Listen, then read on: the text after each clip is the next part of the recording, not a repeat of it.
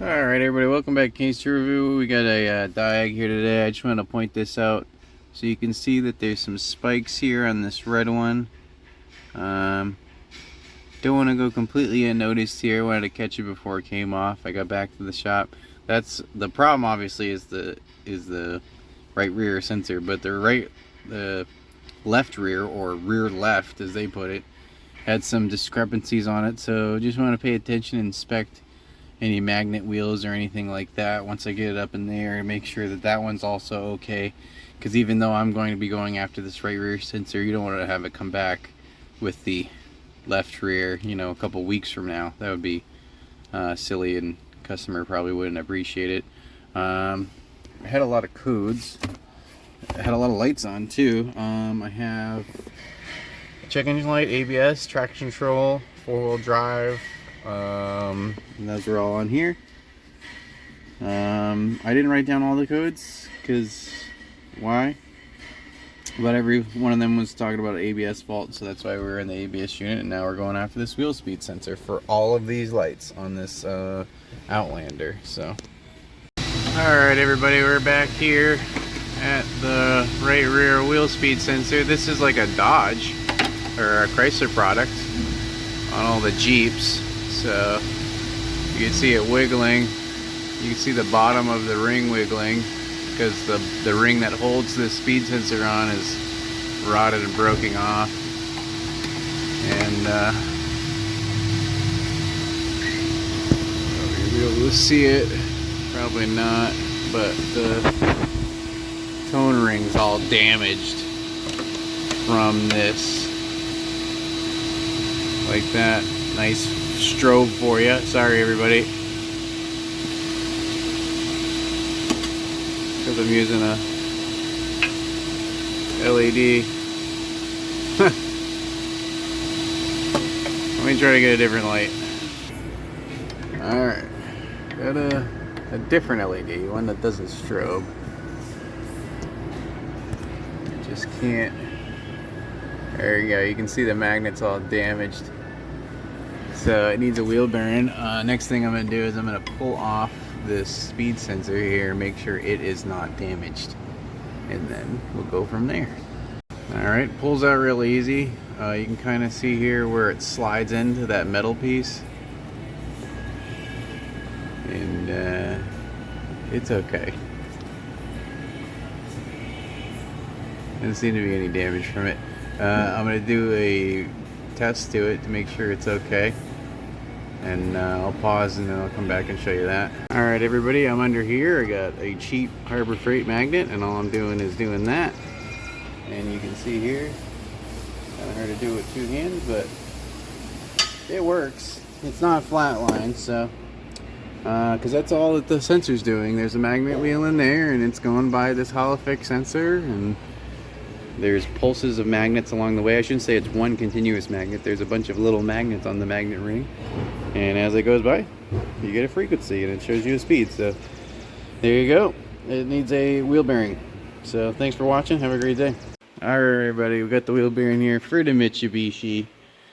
You can see that there's two boxes here. That's because we told them the other side is probably not far behind from what we visibly can see with the metal clip here. You can see pretty easily, and this magnet ring, it's not a lot of clearance here, so when this rusts up a little bit, it just scrapes all the magnet right off real easy, and the other side's pretty close. We told them that they only need the right rear right now, but the left rear is not far behind, and they only want to be here as little times as they particularly want. They don't want to keep coming back, even though, you know, we do such good work. So I'll actually be able to show you guys today left rear and right rear. I'll only show one in the video.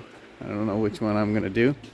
I guess first step in this case is to get your wheel lock and put your car up in the air and take off the wheels. So that's what I'm gonna do now. Okay, wheels off.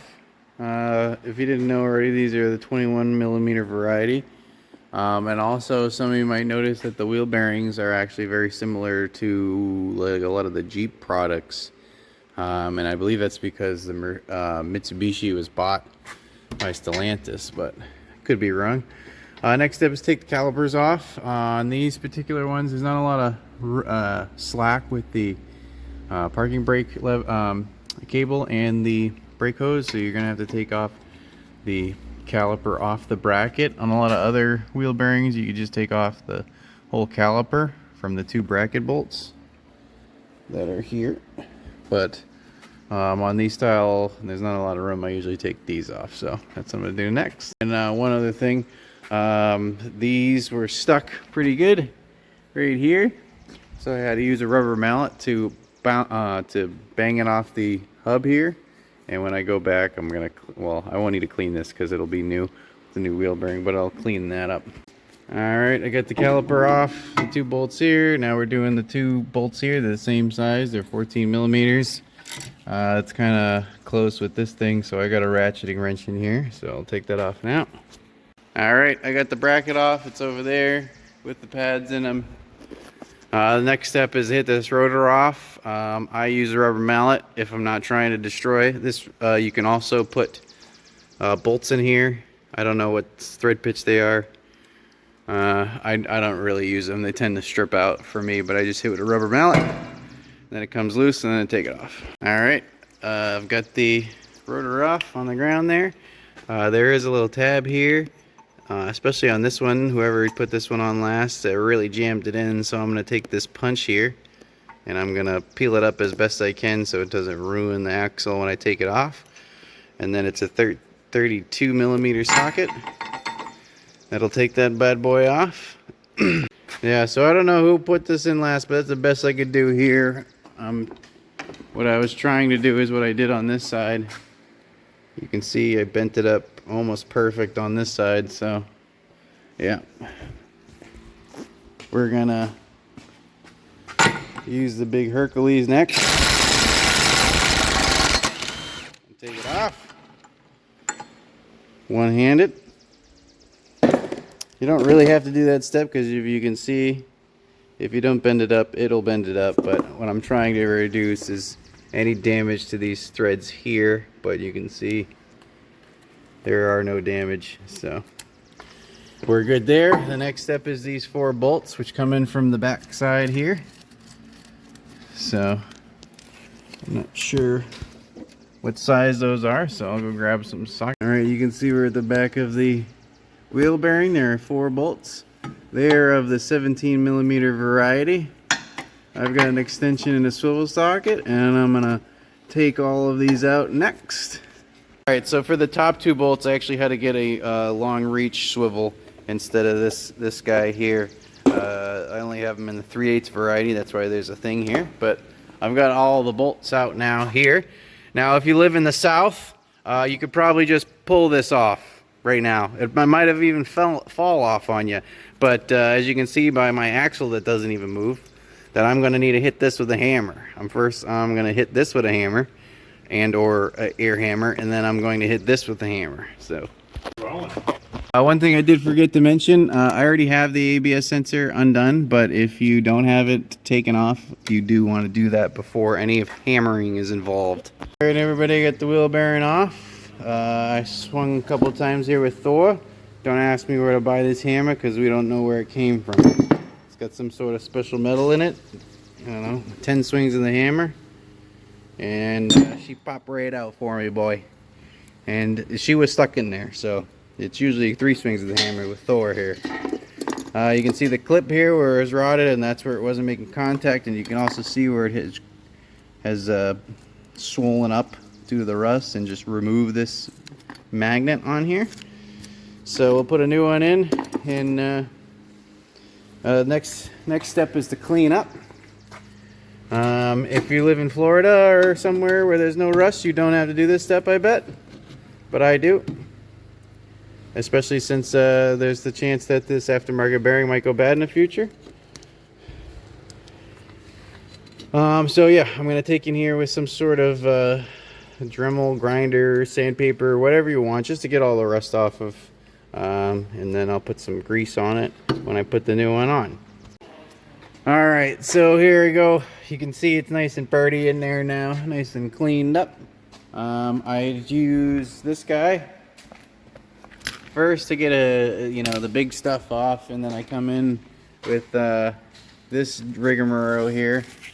It's just a bolt with a slit cut in it, and then I wrap some emery cloth around it, and that works really good to get the rest of the rust off here. This shouldn't be an issue. I'm going to try to get off any loose stuff on this axle here for rust, but it shouldn't be a problem because this is where it ends. This is where the bearing's going to be tight to, but I just want to make sure there's no loose stuff that's going to cause issues possibly in the future. Alright, I got all the loose stuff chipped off of here and here. Pretty much a necessary thing, but it makes me feel warm and fuzzy, and that's all I care about. So yeah. Alright, I have now put a thin coating of grease around here and in on here, and make sure you don't forget your backing plate there. If there is some excessive rust on the face here, you want to clean that up, but this one's pretty good. It's only a little bit right here, and that's not even where it touches. And I'd rather not take the black coating off if I don't have to. So I'm gonna install the wheel bearing on now. Make sure that your clip is pointing to this area here where the ABS sensor needs to go. If you do it the other way, all you're gonna have to do is you're gonna realize that you can't put the ABS sensor on. You'll have to take it off and flip it around. Alright, also you want to make sure that your backing plate is on and lined up to where the bracket's supposed to be. If you flip it around the other way and your caliper slot is over here, you've done it wrong, do it again. You want to thread all of the bolts in by hand first. Do not tighten any down before threading in any others, because there is a little bit of play in this, and if you do, then you might not be able to tighten down another one, probably because the backing plate is in the way of the threads or something.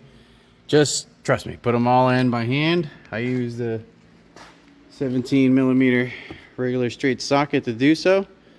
The swivel's got too much bend in it for it to stay straight enough, and they kind of did fight me a little bit, so it might also fight you. Now, if you didn't clean up that rust, you'll not be able to push this all in by hand, and that means that you need to clean it more, because you should be able to put it in by hand very easily. So there's that. I am now going to take the Ugga Dugga gun and torque those 4 bolts to spec, and that spec is 3 Ugga Duggas, so I'll do that now. Alright, I guess I'll get the last one on video for you guys. Maybe. Go on, girl. There we go. Alright. There you go. There's 3 Ugga Duggas. A little half extra Ugga Dugga there.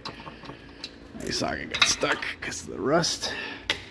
Alright, now she's in. Alright, next I just put this on by hand. I'm going to do that after I put the rotor on.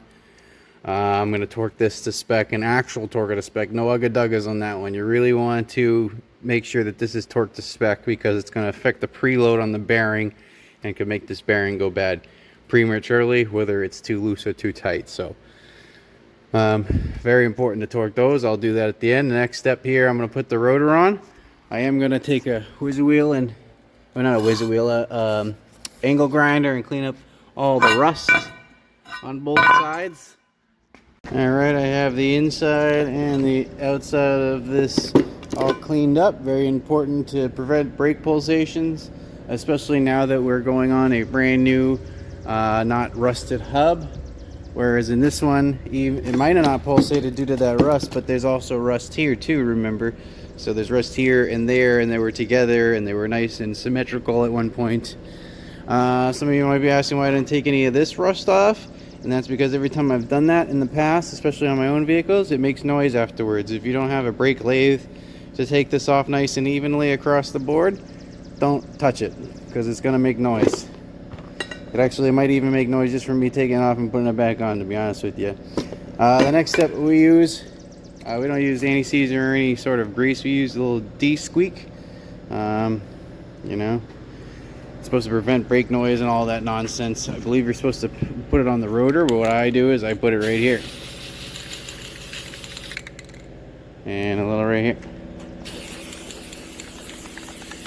And then that will prevent any rust jacking behind here, causing pulsations in the future. That's what we do here at this shop. So if you don't like it, comment down below, tell me why you don't like it. All right, got the rotor on. Some rotors have a little set screw to hold it on, these do not, so I just put a old axle nut and a lug nut on here to hold it on. One thing I forgot to mention is if your grubby hands are oily and stuff, you don't really want to touch the face of this too much, and if you do, you want to clean it off with some brake cleaner, which I will do. And then also the same thing with your pads. If you get oil or grease or something on these friction material here, I know those are about like 4 or 5 millimeters. Don't yell at me in the comments. They've got plenty of brake pad left for rear brakes. If you get your grubby hands like this and you touch the pad, it's gonna squeak. It's gonna squeak. If you're doing your brake job and you put a bunch of grease in here and it oozes out and it gets on the pad, it's gonna squeak. Okay. The only place you really should be putting grease is here. That's where the factory does it. And then I also put a very, very slight coating underneath this clip to prevent rust jacking. And I mean very small, just to prevent rust jacking. That's the only reason why I do it. You do not need to put any grease on the stainless steel clips. That's why they're stainless steel. Okay? You put grease on them, then they get sticky, and then your pads stick. All dirt sticks to it. It just doesn't work. Okay? There's a reason why the factory brakes last 60,000 miles, 50, 60,000 miles with no issues. And then, you know, after some guy does it at the mom and pop shop and puts grease all over them, that's why I'm doing them 20,000 miles later. So, yeah. So I'm going to clean this up with brake clean, and then I'm going to install that back on without touching it with my grubby hands. I might even change my gloves. Alright, I have installed. I also checked my slide pins while I had it out, and they weren't moving the greatest, so I cleaned off the old grease and put new grease in there. And you put the caliper on. Someone might be in the comments being like, you can't jam it on. I didn't compress this. I didn't change the pads. This all should be the same. It is the same. And then now I'm going to put these 14s back in. I'm probably not going to be able to do that one-handed. Yep, definitely not. Alright everybody, I've got these in. They're tight, those 14s, and the brackets ones, they were already tight before the last section I shot. Next thing is, or last thing really, before putting the wheel on, is to torque this. So I'm going to go figure out the torque spec, and I'll be back with a torque wrench. Okay, here you can see on the spec sheet, axle nut, hub nuts, front and rear are both the same. 270 Newton meters plus or minus 27 Newton meters, or 199 foot-pounds plus or minus 19 foot-pounds. So it doesn't have to be exact. You can see here there's a plus or minus. It's a pretty big gap. They normally just give you what it's supposed to be, just, you know, dead on. I'm going to do 199 or 270 foot-pounds on the dot, and that'll be right in the middle of the plus or minus. You guys, I guess, can do what you will. So I'm gonna do that now. Alright, so I've got my big overcompensating bar here. I've got my torque wrench. It's not set yet. And here. And I'm just gonna put it on here, and I'm gonna keep going until she clicks. I don't use an impact gun to even bring it down. If I can't put it down with my fingers, I always use the torque wrench, and that's that. If this was all rusted on the inside and you had to use this to draw in the axle, then you're gonna change torque specs and possibly be like trying to torque a wheel on a rusty hub. And if the rust kind of like breaks off over time and then falls down, it'll be loose. So you don't want to do that. You don't want to ever draw it in. Also, one thing I forgot to mention in this whole shenanigans is you got to put the wheel speed sensor back. It's right here. I'm gonna have to, I put a zip tie here so it wouldn't touch anything when I pulled it off after the diagnosis. I gotta cut that zip tie and put it back where it's supposed to go, and then it'll be all done. So I'm gonna torque it now to spec, and then hopefully I'll be able to peen this back in.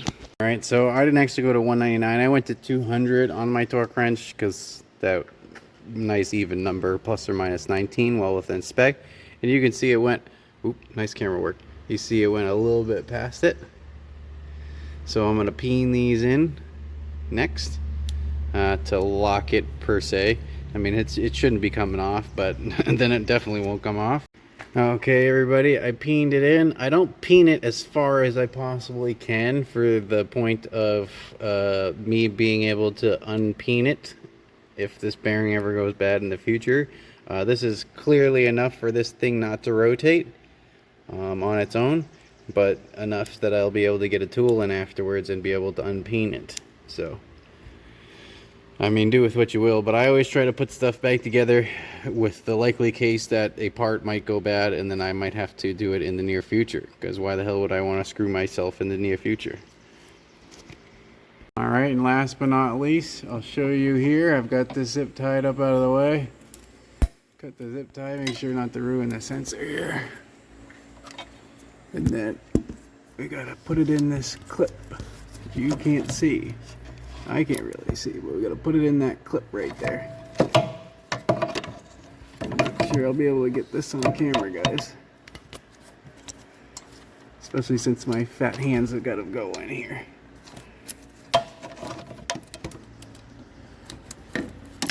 I'm gonna try though.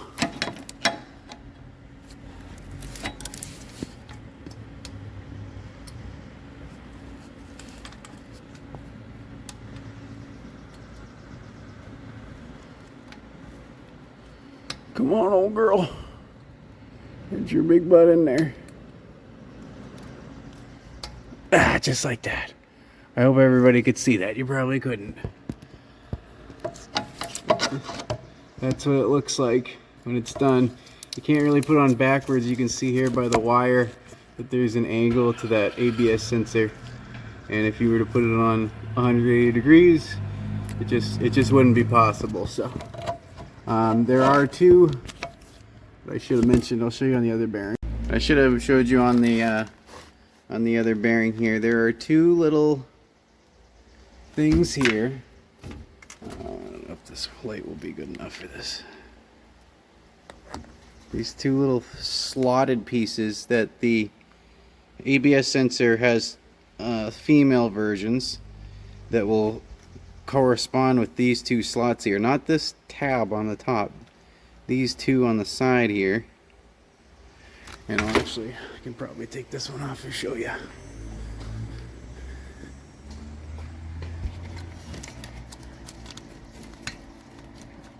Okay. Yeah. You can see here. Maybe. I'm gonna go get a light. Alright, you can see here.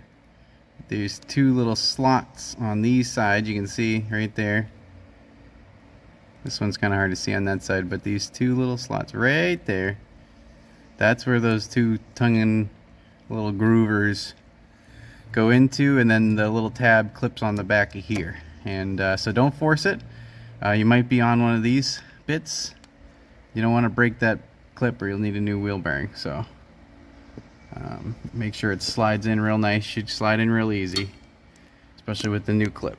So there you have it. That is how to do this.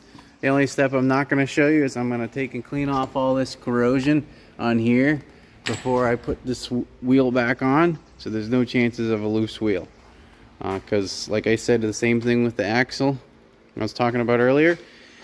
If this corrosion, if I torque it to spec and then some of this corrosion flakes off after driving a little bit, that's going to be loose. So you want to make sure that all that thick stuff, if you're in a newer car and your wheel doesn't have that, or if you live in the south and you don't have to deal with that, then you don't have to deal with it. But you definitely want to make sure that this wheel ain't coming off. Alright, I got the wheel all cleaned up on the inside. I just wanted to point out we're using an angle grinder with a kind of Scotch SOS kind of deal, not a less abrasive, better. It's just aluminum. You don't want to take too much material off. And then on the inside of the bore here, I use a drill with a brush like this to get all this. You want to get that off so you can just put the rim on. If you don't clean that, you'll notice that you'll have to like kind of pull in the wheel, which is not correct and could cause issues with the torque, and then an issue with the loose wheel. If you're someone who doesn't torque wheels and you do the ugga-duggas, you are a bad boy. I don't torque everything, as you can see by the ugga-duggas, but there are important things like axle nuts and wheels, head bolts, things of nature that you should definitely torque. Other things you can get away with, you know, you don't need to torque these. They do have a torque spec. Some people will be like, you need to torque them. There's a torque spec on this bleeder screw. But I'm not torquing it, so just tight enough is good. Alright everybody, got the wheels on. They're all snugged up. I snug it up with my little impact gun. Not enough to do it. And then the torque on these is 73 foot-pounds, plus or minus 7 foot-pounds. So I'm just doing it to 80. I do it with the lift still kind of engaged here, so the car doesn't rock back and forth. I'm gonna change the torque spec. Also, there's not a lot of weight on the wheels, so you want to go in a star pattern. See, that one was just about torqued. It barely moved. That one moved quite a bit. That one just moved a little bit, and that one moved a little bit. If they don't move and they just click right off the bat, then you go torque them. You should loosen them and try to fix your mistake. So, like I said, I use this smaller impact gun, and I put the setting down, and I'm not really ugga-dugging. I'm just making it flush. I'm going to do the same thing to this side off camera. Alright, next step is to get in here. We're going to clear codes. Obviously, there's still a bunch of codes in here. I probably don't need to do this. I bet if I drove it, all these lights would go out, but I just want to clear them because there's too many and too many modules. And also, you want to make sure you put your wheel lock back now, if you have one, where it came from. There you go. And sit in the AC for a second. Nice AC. I'll do a complete fault scan.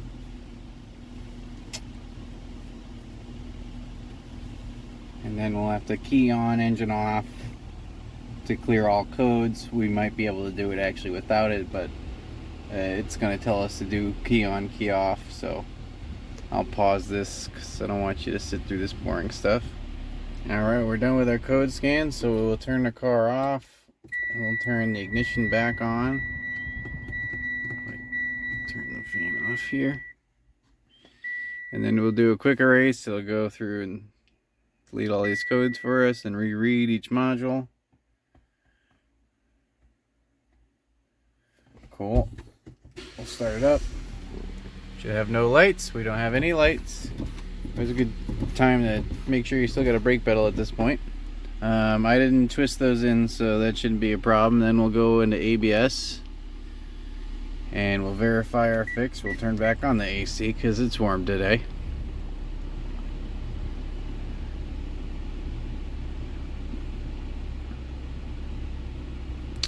And we'll highlight all these guys. We'll do a graph merge and we'll slow it down. Alright, so they all should be matching now.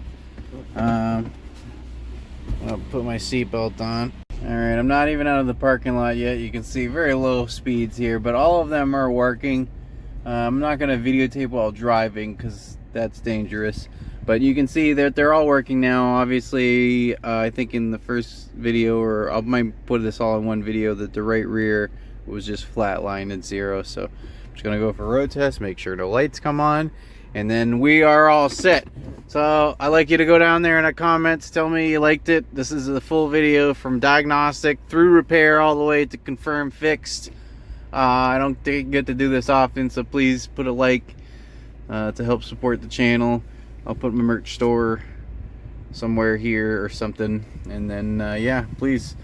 I hope you had a interesting experience here at Kenny's Tool Review, and I hope you have a good day. Thanks for watching.